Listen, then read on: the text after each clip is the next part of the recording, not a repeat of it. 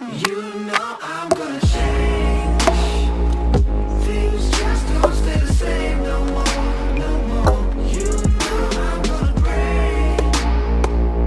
You know I'm gonna break your fading heart. It's over. It's over. Hi guys, my name is Lilly and today I'm out here in the woods at my bug out location. And as you all know, I have a video on my channel about this camp. It's my best video. It got over 4.5 million views and I've got a ton of questions about this camp here. So today I decided to make a Q&A video. Stay tuned. When I started building the camp, the first lean-to shelter that I built was this one here. And in that video I actually stated that the main wind direction comes from this side. So I think I had a couple of hundred commenters who wanted to know why I faced the lean-to shelter almost directly to the wind direction. And I got criticized for that because usually a survival shelter you don't build facing the wind direction because then you have all the smoke of the fire in your shelter and all the cold, the rain and the snow inside of your shelter. I have to admit that the criticism is correct. Normally in a survival situation you don't want to build your shelter facing the wind. In my case it's not directly facing the wind, it comes from a 45 degrees angle. And the main reason why I still wanted to build it like this is because the shelter is not only a shelter, it's also a hunting plant. And as you can see here, I have built this hunting seat where you can sit and then you can hunt the other side. And when hunting you don't want to have the wind in your backside because then you won't see any deer. So that was the main reason why I have built the first shelter facing the wind. And after that I have made an extension, a second lean-to shelter, which blocks out the wind, so now the wind really doesn't come to the shelter anymore. And also the wall here serves as a very good windbreaker and as a land for hunting. So yeah, that was my thought when I designed this shelter. You know I'm gonna change. Things just don't stay the same no more. I'm gonna break. I'm gonna break your fate. Okay, the next question that I want to answer is actually an accusation, and I've got a ton of these comments which are saying, how many trees have you killed for building this shelter? Actually, I have killed 0 trees for this shelter. I've only used dead standing wood and dead lying wood, and I have video proof. I've started to build this shelter 2 years ago, and there you can see that the bark is already coming off the wood. And yeah, this is the proof for dead wood. And everyone who knows a little bit about forestry, maybe everyone who has grown up at the countryside knows the difference between a living tree and dead trees. So I'm guessing that these comments come from people from the city who have grown up in the city and who have no real idea about nature.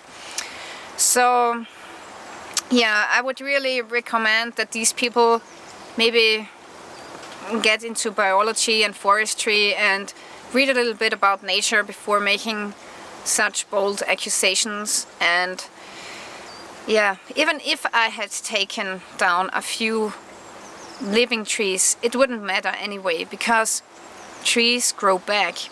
As long as you let them grow back and as long as you don't make a clear cut, it's okay, because it's a renewable energy source.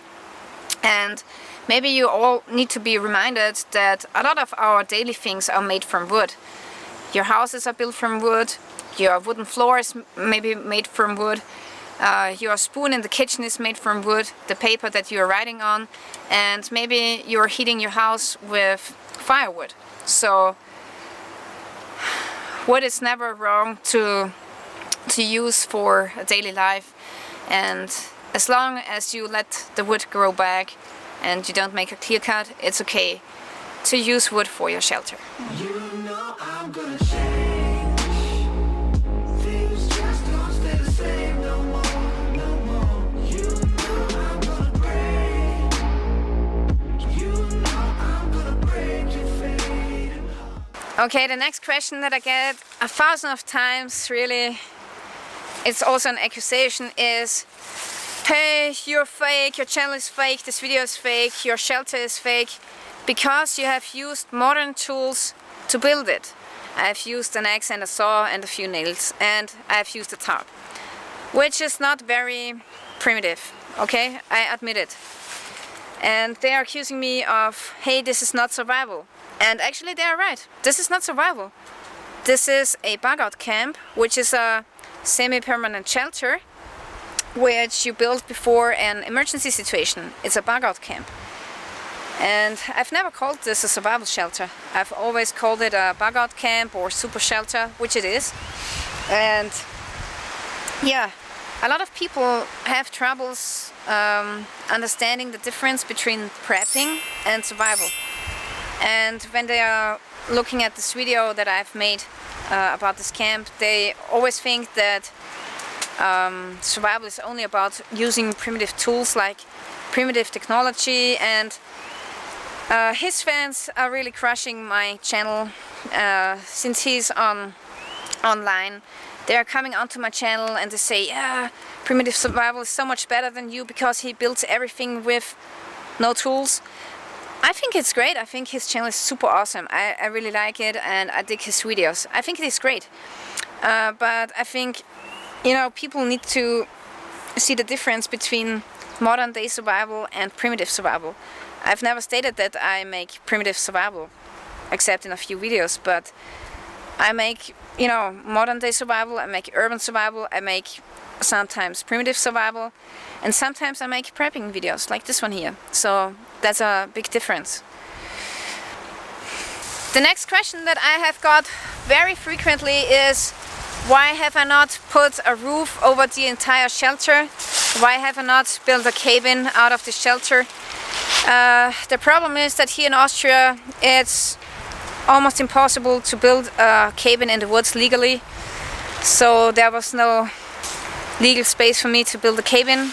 It would have been great, but this construction here is legal and that's why I have built it. Yeah guys, so I also wanted to give away a couple of things because I have reached 400,000 subscribers, which is really awesome, and I want to give you back 2 things and thank you for your support. You can win this Sven saw, which I have used in a couple of my videos. I have used this saw in Sweden and on Vancouver Island. I have also put my signature on it, SurvivalLilly. So this is the first thing that you can win.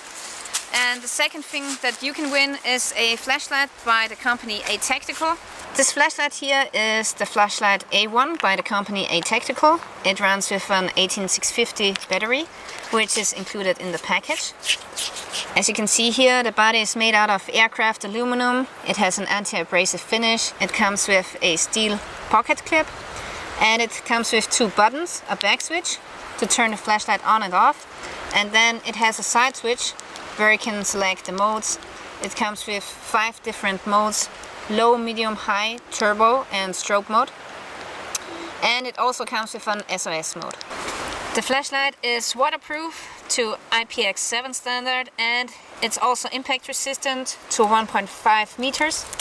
How can you win these 2 items? It's pretty simple. You have to be a subscriber to my channel and you have to share this video on my Facebook fan site, SurvivalLilly, and in a week or so I'm going to select a winner randomly out of the list of the people who have shared the video. And yeah, I want to thank you for watching. I really have to leave the forest now because there's a big storm coming and there are a lot of branches falling off of the trees, so I really have to leave. I want to thank you for watching, and if you see this video, I have made it out alive.